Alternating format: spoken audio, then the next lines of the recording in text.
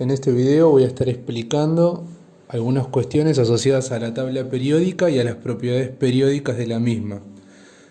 Entonces, nosotros vamos a empezar a charlar un poquito, esto lo voy a mencionar nada más porque es algo simplemente histórico acerca de la evolución de la tabla periódica, donde en una primera instancia la tabla periódica agrupaba a los elementos en familias según los pesos atómicos y la masa atómica relativa.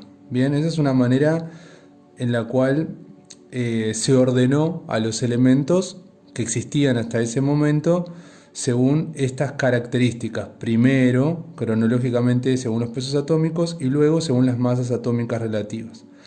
Después de ordenarlos en familias, se los ordenó en triadas que estaban asociadas también, nuevamente, según los pesos atómicos, en los cuales, digamos, el primero y el tercero promediaban al del medio. Bueno, luego se los ordenó en octavas, que empezaba a ser algo más similar, es decir, según también nuevamente los pesos atómicos, empezaron a acomodarlos en filas, es decir, en renglones de 8, y resulta ser que encontraron similitudes que esas filas de 8 formaban columnas y que esas columnas eran justamente las que compartían características, o sea que al ordenarlo en octavas se sentó las bases para poder hablar de grupos y periodos.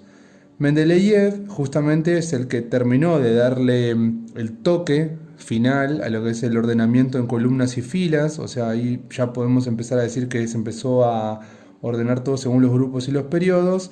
Y por último, se termina ordenando la tabla periódica, que es la tabla periódica actual, según el número atómico. Y el número atómico, además de ordenarlo de manera creciente desde arriba hacia la derecha y hacia abajo, quedan ordenados también en esto que nosotros vamos a llamar grupos, que son las columnas en la tabla periódica, y en periodos, que son los renglones de la tabla periódica. Entonces, a mí me resulta muy interesante que nosotros podamos trabajar con la tabla periódica antes de continuar, donde tenemos que observar lo siguiente. La tabla periódica posee 18 columnas, que son estas que acabamos de ver nosotros recién. La tabla periódica organiza a los elementos en todo lo que tengo para el lado izquierdo, metales, lo que tengo en este sector, no metales. Tengo metales pobres, que son los que están del lado izquierdo de esta línea escalonada. Tengo los metaloides, que son los que están a la derecha de esta línea escalonada. Tengo los del grupo 18, que son los gases inertes o gases nobles. Bien, y esos son los que me interesan que ustedes conozcan por el momento. Estos se conocen como elementos de transición interna, y los que están acá en el medio, elementos de transición. Bien, ahora vamos a ver un poquito esto, porque nosotros queremos asociar por ejemplo, la configuración electrónica con la tabla periódica. Y ahora vamos a ver cómo es esto. Vieron que en la configuración electrónica nosotros tenemos los subniveles S, subnivel P, subnivel D, subnivel F. Bueno, la tabla periódica tiene una distribución de zonas que está asociada justamente a los subniveles que nosotros acabamos de mencionar. Estas dos primeras columnas, que son el grupo 1 y el grupo 2, pertenecen a la zona del subnivel S, es decir, los electrones del último nivel van a estar ubicados en el subnivel S. Bien, o sea que esto le vamos a llamar la zona S, la zona del subnivel S. A partir de acá, es decir, a partir del 13 hasta el 18, esta va a ser la zona del subnivel P. Y esta zona del medio, que tengo 1, 2, 3, 4, 5, 6, 7, 8, 9, 10, son 10 columnas.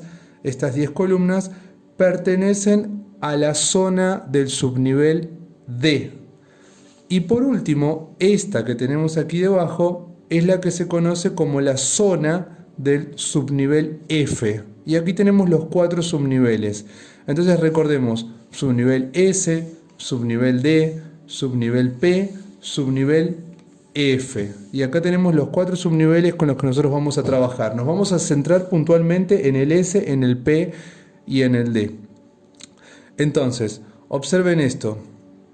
Si nosotros nos paramos acá, estamos hablando del subnivel S. Si nosotros nos paramos acá, por ejemplo, en el átomo de carbono, tendremos que observar lo siguiente. Tenemos el átomo de carbono que pertenece al P, pero no tenemos que olvidarnos que antes del P estaba el S y estaban los D. O sea que tenemos, en total, antes de llegar al 14, tenemos estas 12 columnas de acá, más una más acá, más esta. Bien, que eso sería 14 columnas. Ahora vamos a ver cómo relacionamos eso con lo que sería la configuración electrónica. Yo lo que les voy a ir adelantando es cada periodo que yo tengo acá en la tabla periódica me va a indicar el último nivel. Bien, o sea, el periodo. Si el periodo es 1, el último nivel va a ser 1. En este caso, si este periodo es 2, el último nivel va a ser 2. Si el periodo es 3, el último nivel es 3. Y ahora vamos a ver cómo lo asociamos. Y en cuanto a los grupos, ocurre una cosa más peculiar que ahora la vamos a conversar en un ratito. Entonces, observemos justamente qué es lo que sucede acá. Yo tengo, por ejemplo, el sodio y quiero ver la relación entre el grupo y el periodo con la configuración electrónica. El sodio resulta ser, siempre estamos trabajando con átomos neutros, el sodio tiene 11 de número atómico, quiere decir que tiene 11 protones y por lo tanto tiene 11 electrones. Entonces cuando yo hago la configuración electrónica resulta ser que esto es 1s2, 2s2, 2p6, 3s1. Así yo completé y tuve 11 electrones. Tengo, último nivel es el 3. O sea que el periodo va a ser 3. Bien, porque habíamos dicho, el último nivel es el periodo en la tabla periódica. Y tiene un electrón en ese último nivel, en el subnivel S. Tiene 1. O sea que pertenece al grupo 1. Bien, pertenece al grupo 1. De hecho, si nosotros miramos, acá tenemos el sodio. Y el sodio pertenece al grupo 1, periodo 3. Quiere decir que el último nivel es el 3 y que en ese último nivel, en el último subnivel, tiene un electrón. Entonces vamos a ver qué sucede en otro ejemplo. Acá tenemos el azufre tiene número atómico 16, o sea 16 electrones va a tener, porque estamos hablando que es neutro. Entonces 1s2, 2s2, 2p6, 3s2, 3p4. Fíjense que está terminando en el subnivel P, o sea que pertenece a la zona de los P. Como pertenece a la zona de los P, resulta ser que tiene 4 electrones en ese último subnivel. Entonces nosotros tenemos que pensar, bueno, tiene 4 electrones en el último subnivel, o sea que pertenecería al grupo 4, pero no es así. Porque antes del 4 tenemos todo esto. Tenemos todo el grupo de los S, que serían 2 columnas, más las 10 columnas de los D. O sea que en realidad tenemos 12 columnas antes de la zona P. Porque a partir del grupo 13, ahí arranca la zona P. Entonces tenemos las 2 columnas de los S más las 10 columnas de la zona D. O sea que tenemos 12 columnas antes de llegar a la zona P.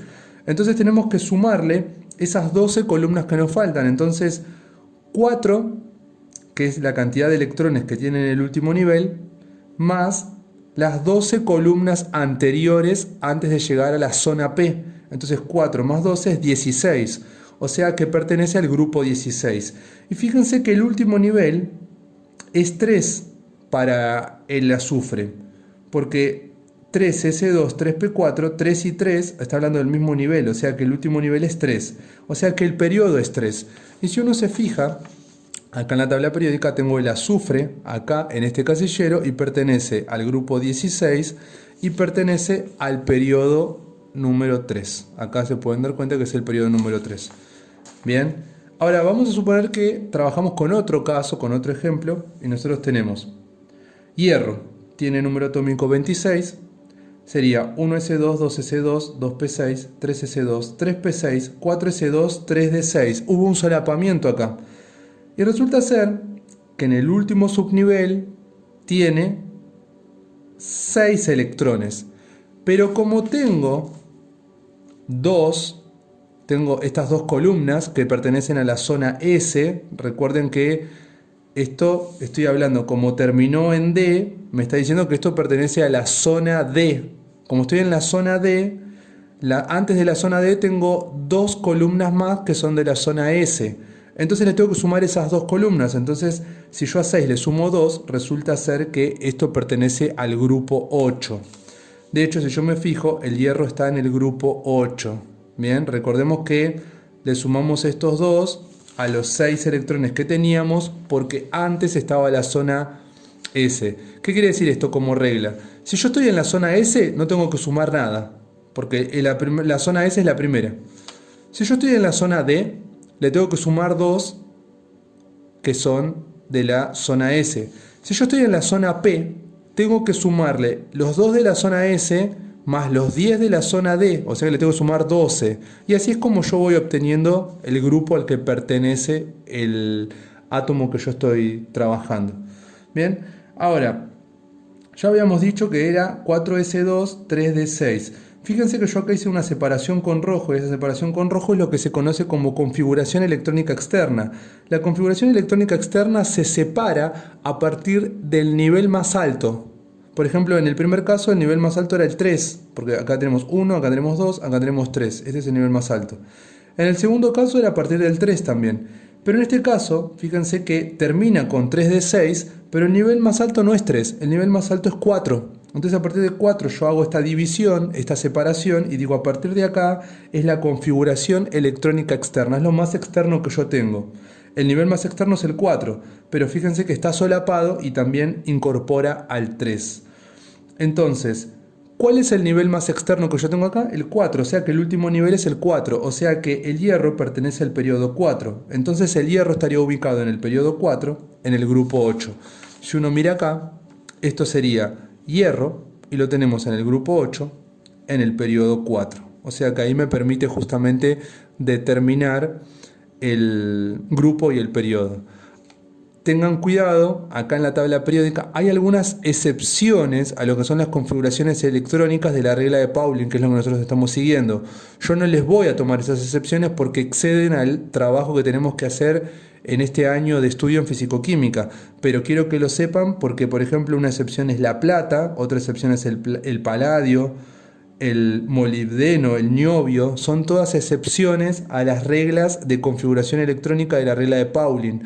Entonces, con esos no vamos a trabajar, por lo menos para hacer la configuración electrónica siguiendo la regla de las diagonales. No la van a hacer ustedes, a lo sumo se las voy a dar yo, porque no tienen por qué saberse las excepciones. Ahora, si avanzamos un poquito más, nosotros podríamos pensar justamente al revés. Podríamos decir, a partir del grupo y a partir del periodo, podríamos obtener la configuración electrónica. Entonces, si yo digo grupo 10, periodo 4, pertenece con el grupo 10 a la zona D, porque eso lo podemos verificar en la tabla periódica. Grupo 10 pertenece a la zona D. Entonces, si pertenece a la zona D, le tengo que restar los 2 electrones de la zona S, porque en el caso anterior se lo estamos sumando, ahora estamos haciendo el paso inverso, o sea que tenemos que restarle los electrones de la zona S. Y resulta que posee, si esto es del grupo 10, no tiene 10 electrones en realidad, hay que restarle los 2 de la zona S, entonces tiene 8 electrones, o sea que en el orbital D va a tener 8 electrones. Y si es periodo 4, quiere decir que el último nivel es el nivel 4, o sea el más externo que nosotros vamos a tener. Entonces cuando comienzo a desarrollar la configuración electrónica, resulta ser que hacemos 1s2, 2s2, 2p6, 3s2, 3p6, 4s2, 3d8. Bien, ¿por qué? Si uno se fija, tiene que tener 8 electrones en el último nivel y el último nivel tiene que ser el 4. Entonces acá se cumple justamente esto que va a ser del grupo 10 periodo 4. Porque si yo estoy en la zona D y tengo 8 electrones en el último nivel, al sumarle los 2 que estaban de la columna de la zona S, me quedaría 10, grupo 10. Y justamente era para el orbital D. Y esto es 4s2. 4 era el último nivel, por eso el periodo 4. Y así hice el proceso inverso, hice al revés para poder hallar a partir del grupo y el periodo la configuración electrónica. Esto que yo separé acá con esta línea divisoria es lo que se conoce de nuevo como configuración electrónica externa. Me está marcando solamente el último nivel y los subniveles más externos con sus cantidades de electrones respectivas. Ahora, vamos a charlar un poquito sobre las propiedades periódicas. Recuerden que en el material bibliográfico que yo les brindé habla de metales, no metales, las características, habla de que los metales, por ejemplo, tienen tendencia a perder electrones, los no metales ganan electrones. Después va a hablar de las familias de cada uno de los grupos de la tabla periódica. Bueno, eso es para leerlo, uno lo lee y lo estudia, no hay mucha complicación ahí porque es simplemente información que se está brindando y que uno la lee y bueno, la va a tener que aprender. Ahí va a haber un poquitito de trabajo de memoria. Bien, pero estas cosas son cosas que por ahí vale la pena explicarlas porque hay como métodos o técnicas para poder resolverlo y bueno, yo se los quiero explicar y espero ser lo más claro posible en lo que son las explicaciones. Ahora, con las propiedades periódicas tenemos tres que vamos a trabajar nosotros. Hay más propiedades periódicas, yo voy a mencionar una más después, pero hay varias más. Tenemos el radio atómico, la electronegatividad y la energía de ionización. El radio atómico tiene que ver justamente con el diámetro que va a tener, o el radio, perdón, que va a tener el átomo, que es una esfera en realidad. El átomo es como una bolilla, es como una esfera. Entonces yo quiero saber qué diámetro va a tener esa esfera. Ese diámetro generalmente se mide poniendo dos que van a ser del mismo elemento y a partir de ahí, mediante técnicas que son bien específicas, se va a medir justamente la distancia que hay entre un radio y el otro, dividido 2, eso me daría el radio justamente de uno de los átomos. Esto se los cuento como para que lo tengan presente. En cuanto a las propiedades periódicas, nos dice que el radio atómico aumenta de derecha a izquierda, o sea, quiere decir que para la izquierda se van a hacer más grandes siempre que yo me esté moviendo en el mismo renglón, es decir, en el mismo periodo, pero va a aumentar de arriba hacia abajo. Entonces yo acá quería compartir con ustedes justamente esto. Esto es un material que acá está mostrando justamente el radio de los átomos. Fíjense el radio del neón comparado con el del litio, que están ubicados en el mismo periodo. Recuerden que al estar en el mismo periodo, por lo que acabamos de decir recién, estar en el mismo periodo quiere decir que están en el mismo nivel. O sea que los electrones no van aumentando de nivel, siempre están en el mismo nivel. ¿Qué es lo que va sucediendo cuando yo me muevo hacia la izquierda? Bueno, se está haciendo cada vez más grande la esfera, o sea, el átomo cada vez se hace más grande. ¿Por qué? Porque disminuye hacia allá, disminuye la cantidad de protones. Entonces, al disminuir la cantidad de protones que están en el núcleo, pueden atraer con menos fuerza a los electrones. Los electrones también están disminuyendo. Entonces, al disminuir los electrones y al disminuir los protones, se hace más grande la esfera. Si yo lo miro para el otro lado, digo, bueno, a medida que yo voy metiendo más electrones, es decir, yo me estoy yendo para la derecha, estoy metiendo más electrones, también estoy metiendo más protones. Pero los electrones se están siempre metiendo en la misma órbita, es decir, en el mismo orbital, en el mismo nivel. Entonces no se hace más grande, sino que están entrando todos como dentro de la misma zona, Y por lo tanto, al aumentar los protones, son atraídos con más fuerza porque no se están alejando más, porque están en la misma zona justamente. Entonces por eso hacia aquel lado se están haciendo cada vez más pequeñitos. Fíjense que siempre en el mismo renglón se hacen más pequeñitos. Ahora, ¿qué es lo que sucede de arriba hacia abajo? De arriba hacia abajo, fíjense que se están haciendo más grandes. Y más grandes, más rápido. No sé si ustedes observan. Entonces, ¿por qué ocurre esto? Porque está cambiando el nivel. Esto es nivel 1, nivel 2, nivel 3, nivel 4, nivel 5, nivel 6. Se están haciendo cada vez más grandes según el nivel. ¿Por qué? Porque nivel 1 es una cosa, nivel 2 es otra cosa, nivel 3, o sea, cada vez me estoy alejando más del núcleo del átomo. Por eso los protones van a atraer con menos fuerza a los electrones y por eso la esfera se va a hacer cada vez más grande. Es decir, el átomo se va a hacer cada vez más grande. Así que acá tenemos la justificación de qué es lo que ocurre justamente con el radio atómico.